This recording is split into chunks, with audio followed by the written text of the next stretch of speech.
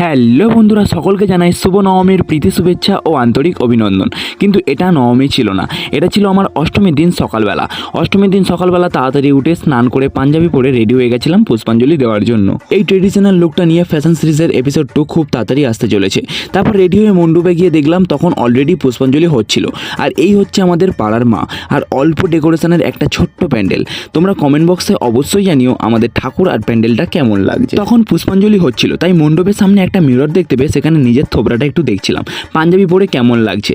তোমরাও গাইস একটু জানিও পাঞ্জাবি পরে আমাকে ভালো লাগছিল না খারাপ লাগছিল। তারপর ফাইনালি আমার পুষ্পাঞ্জলি দেওয়া হয়ে গেছিল। পুষ্পাঞ্জলি দেওয়ার পর ঠাকুরের সেই অমৃত চরণামৃত খেলাম। খাওয়ার পর দক্ষিণা দিয়ে চলে এলাম দোকানে। আর এই হচ্ছে আমার কিউট মাম্মি, আর আমি হচ্ছে কিউট মায়ের কিউট ছেলে।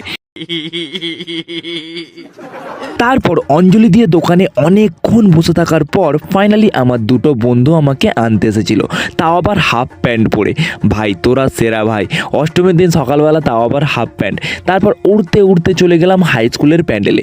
ওটাই একমাত্র জায়গা যেখানে আমি আড্ডা মারি পুজোর সময় করে।